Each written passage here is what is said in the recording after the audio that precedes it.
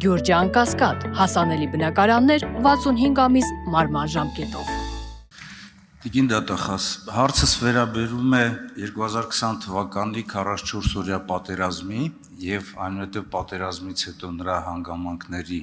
տվյալների ուսումնասիրությունից հետո հարուցված քրեական գործերի նկատմամբ դատախազական վերահսկողությանը և բաղկացած է երկու մասից։ Առաջինը ակնհայտ է, որ իրապահ մարմինները օրինականության նկատմամբ վերահսկողություն պետք է իրականացնեն ամենուր և ընդմիշտ և մանավանդ, երբ որ երկիրը ներքաշված է պատերազմական գործողությունների մեջ։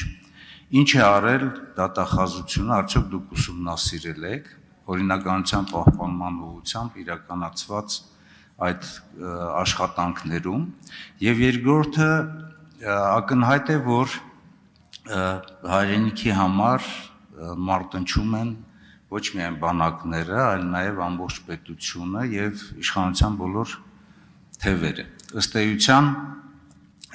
երբ որ մենք ուսումնասիրում ենք այսօրվա քրեական գործերը կամ տեղեկություններ ունենք,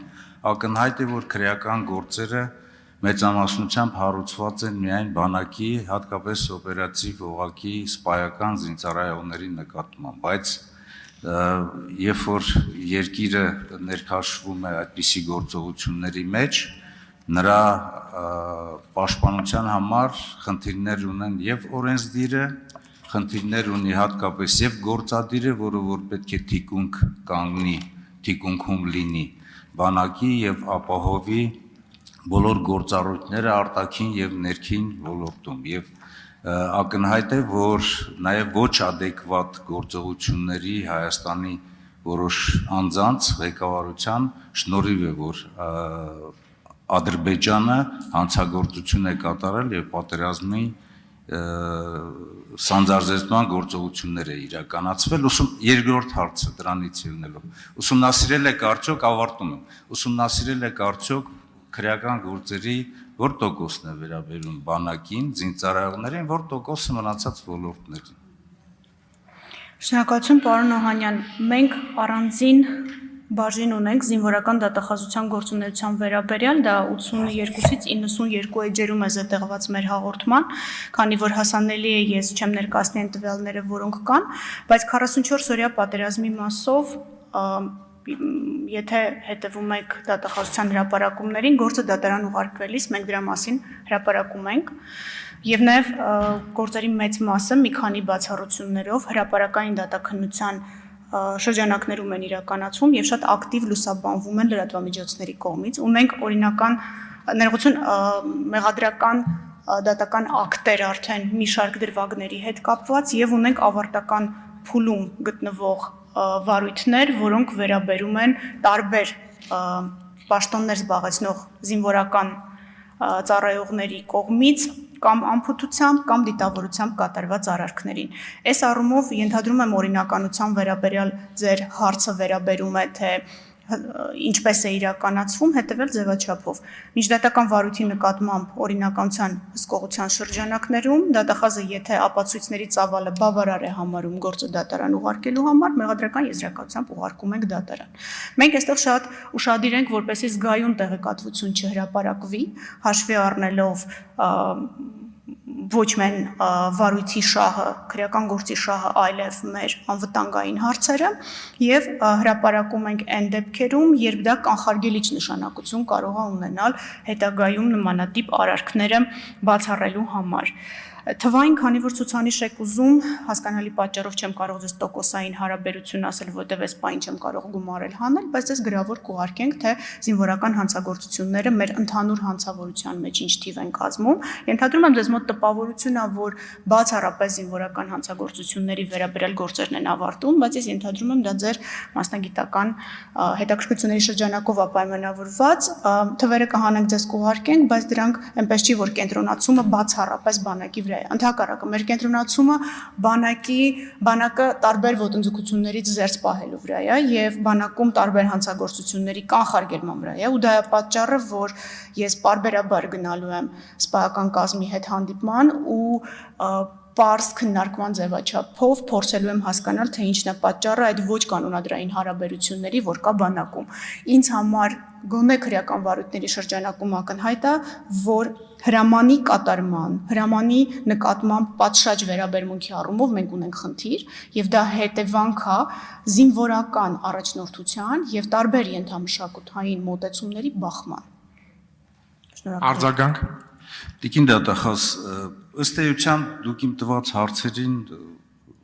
խորությամբ չպատասխանեցիք, որովհետև իմ հարցը հետևյալն էր. ինչ է արել դատախազությունը պատերազմի ժամանակ։ Սա կարճ հարց էր, որովհետև ես առնչվել եմ դատախազների հետ, որ ասում են, որ ջոկատ են կազմել, գնացել, չգիտեմ, 200-300 մետր դիրք են պահել, բայց եթե իրենք իրենց գործառույթները կատարեին եւ օրինականության պահպանման, նույնիսկ ասենք փախուստի դեմ պայքար մղեին, իրենք կարող էին, ասենք 10-20 կիլոմետր տարածքի օրինականություն ապահովել։ Եվ երկրորդը,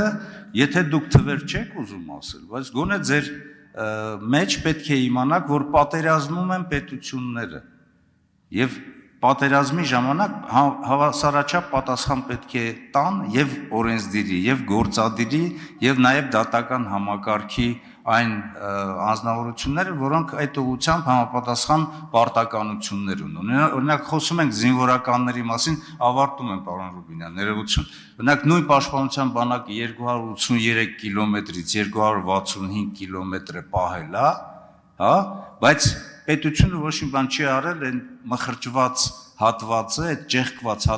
հատվածը փակելու համար։ Իմ ասածը ես ուզում եմ ասել նրա համար, որ ապացուցվի, որ պետությունն է մարտնչում, բայց նորից դուք ասացիք հրամանների կատարում եւ այլն։ Եվ եթե չունեք, ուսումնասիրեք ոչ միայն բանակի, այլ մնացած ոլորտների պատասխանատուների բանը, պատասխանատվության խնդիրը պատերազմի ժամանակ։ Շնորհակալություն։ Պարոն Օհանյան,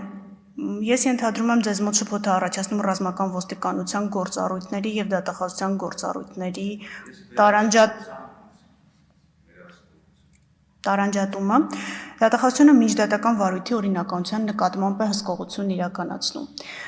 Ձեր կողմից նշված մյուս բոլոր գործողությունները դրանք դատախազական լիազորություններից չեն բխում եւ այս առումով օրինականության պահպանման նկատմամբ դատախազությունը միջդատական վարույթի նկատմամբ քրեական գործերն է հսկում։ Կխնդրեմ այս առումով հետագայում ուղղակի նայել, որպեսզի ձեզ մոտ էլ շփոթ չառաջացնի եւ չթվա, թե այն նույն ռազմական ոստիկանությանը վերաբերելի գործառույթը, որի մասին նշեցիք, դատախազությունը պիտի իրականացնի։